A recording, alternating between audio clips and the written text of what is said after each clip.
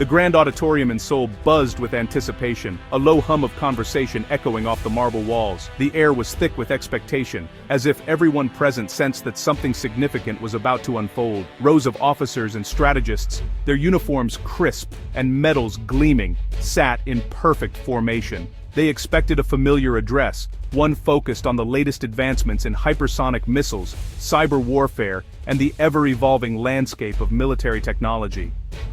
My prepared speech, meticulously vetted by advisors and written with precision, was all about our technological edge. Every word had been chosen to inspire confidence in our superiority, to reinforce the narrative that our future depended on innovation and hardware. But as I stood at the podium, gazing out at the sea of expectant faces, I realized those words rang hollow. The speech in my hand suddenly felt disconnected from the reality I had just witnessed. My recent trip to the Philippines had changed everything. What was meant to be a routine diplomatic mission had become a turning point in my understanding of what it truly means to be a soldier. I'd gone expecting to mentor a struggling military, to share our expertise and perhaps offer guidance. But instead, I found unexpected teachers among the Philippine soldiers, men and women whose lessons went far beyond tactics and drills. Their strength wasn't in advanced weapons or cutting-edge technology, but in their resilience, adaptability, and the unbreakable bonds of community. In the dense, unforgiving jungle, they relied on each other, moving as one, overcoming obstacles with determination and unity. I set aside my notes, feeling the room tense as the rustle of paper broke the silence. The audience sensed a shift, their attention sharpening as I departed from the expected script. I told them I'd learned more about soldiering in the humid, unpredictable jungle than in any air-conditioned war room or high-tech command center. The lessons of survival, trust, and perseverance had left a deeper mark than any simulation or strategy session ever could. The future of warfare, I said, might not be forged solely in our laboratories or by the brilliance of our scientists. Instead, it could be shaped by the spirit of those who fight with heart, who endure hardship, and who never abandon their comrades, no matter the odds. I spoke of a journey, not one defined by steel and circuits, but by survival, spirit, and the will to overcome. The faces of those soldiers, etched with determination and hope, reminded me that true strength often comes from within, not from the weapons we wield. This wasn't the speech they expected. Some looked surprised, others thoughtful, but I could see that my words were reaching them. It was the speech they needed. A reminder that technology alone does not win wars, people do. Sometimes the greatest lessons come from the most unlikely places. In the heart of the jungle, far from the comforts of home, I discovered that humility and openness to learning are as vital as any weapon in our arsenal. And so, I began to tell them a different story, a story of unexpected teachers, of courage found in adversity, and of the enduring power of the human spirit. The auditorium fell silent, every ear tuned to a message that, perhaps, would change more than just the course of a single speech. I arrived in the Philippines with assumptions, expecting to see a military struggling with outdated gear. Our world is one of digital precision and strict order, but the camp I visited was woven into the landscape, guarded by watchful eyes, not high-tech sensors. The welcome was warm, informal, and genuine. Soldiers moved with relaxed efficiency, driven by purpose, not protocol. I saw them tending gardens, repairing trucks, laughing together. There was no rigid hierarchy on display, just a sense of belonging. I'd come to measure what they lacked, but found a strength I couldn't quantify. Their real power was hidden in plain sight, in the fabric of their community. The jungle was their home, and its lessons were just beginning. My expectations were already unraveling. The camp felt more like a family than a military base. Ranks existed but were softened by genuine camaraderie. I watched a private share lunch with his sergeant, talking about home, not orders. Soldiers helped villagers repair a schoolhouse on their own time. The children saw them as protectors, not just soldiers. The commander told me, "We are not an occupying force. We are them, cousins, neighbors." Trust with the community was their best defense and intelligence. This connection gave their service deeper meaning. They fought for people they knew, not just for orders from above. Their motivation was rooted in love and belonging. I realized their strength came from human connection, not rigid discipline. It was a lesson our own doctrine often overlooked. Jungle training with Filipino Rangers was a revelation. In Korea, we rely on GPS and gadgets. Here, the jungle was their element. They read the land intuitively, following birds, reading tracks, finding water from plants. Their senses were their sensors. They used simple tools with skill, improvising shelters and traps. Resourcefulness was their greatest asset. Our tech could fail, their knowledge never did. They traveled light, trusting the jungle to provide. They weren't fighting the environment, they were part of it. Adaptability was their true technology. I began to question what it really meant to be equipped. When faced with a raging river, the platoon didn't wait for orders or equipment. Instead, they instinctively gathered at the water's edge, eyes scanning the current, minds already working together. The challenge was daunting, but hesitation was replaced by a quiet determination that spread through the ranks. The leader asked, "How do we get across?" and every rank contributed ideas. Privates, sergeants, and officers all spoke up, sharing suggestions and drawing from their own experiences. There was no room for ego or hierarchy. Only the shared goal mattered. This was Bayanihan, unity in action. It wasn't just a word, but a living principle, guiding every decision and movement.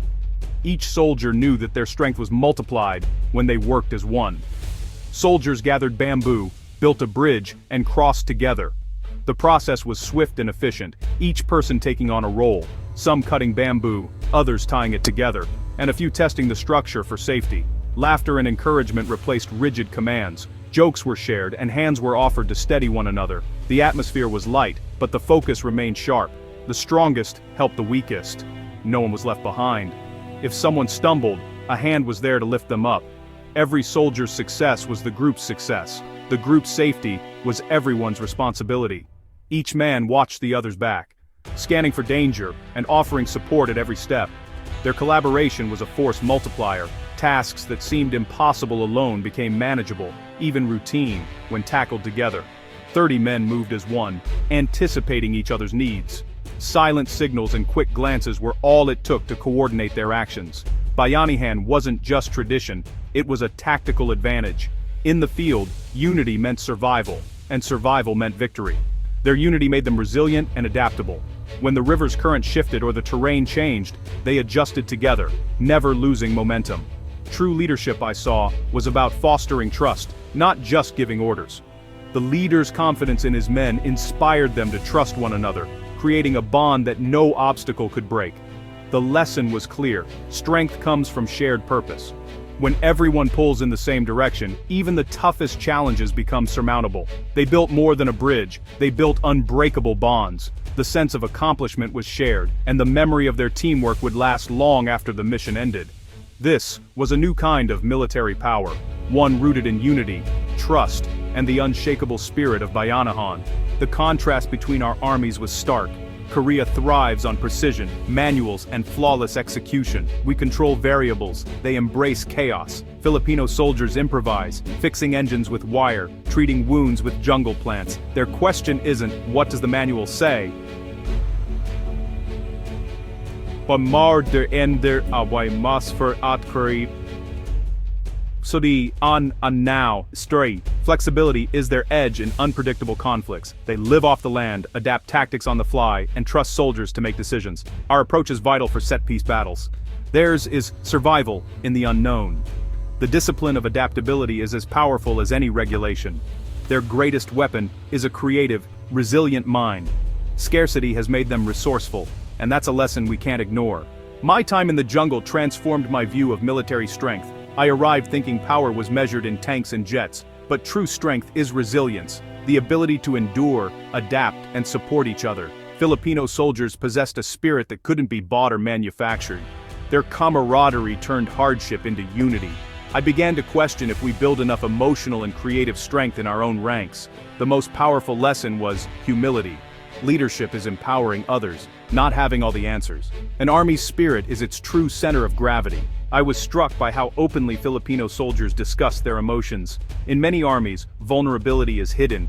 Here, it's shared. After tense patrols, leaders asked, "How are you feeling?" And soldiers spoke honestly. This openness built trust and released pressure before it became destructive. Empathy extended even to former adversaries, helping them reintegrate into society. Their goal was to win the peace, not just the battle. The focus on spirit and mental health was their unseen armor. Camaraderie and emotional honesty built resilience no training could match. Soldiers remained whole people, not just cogs in a machine. The most important ground to secure is inside a soldier's heart and mind. This approach protected them from the invisible wounds of war. It was a lesson in the true cost and value of victory.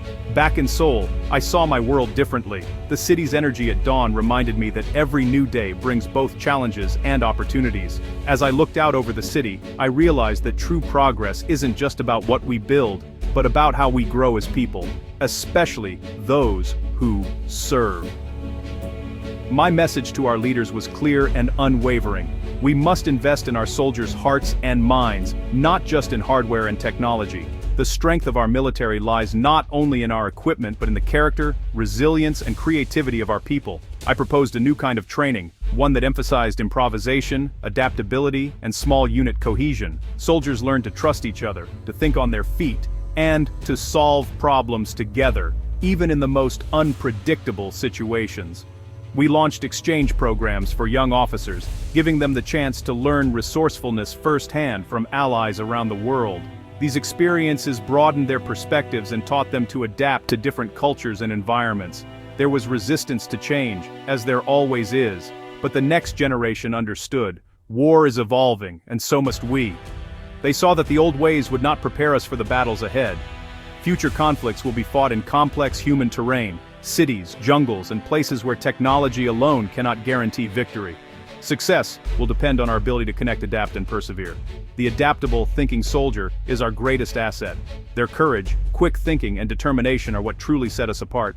The soul of an army is its true weapon. It is the spirit, the unity, and the shared sense of purpose that make us strong. Technology is the hands that carry out our mission, but spirit is the heart and mind that guides us. Without both, we are incomplete. An army with the most advanced weapons but a broken spirit is already defeated before the battle even begins. Morale and unity are as vital as any piece of equipment, but an army with unity, resilience, and a shared vision can achieve the impossible. Together, we can overcome any obstacle, no matter how daunting. This is the universal truth of soldiering, recognized by armies around the world. It is what binds us together, regardless of nationality or background. The future of our army, and our nation, depends on our willingness to forge ahead with both heart and mind, united in purpose and ready for whatever lies ahead.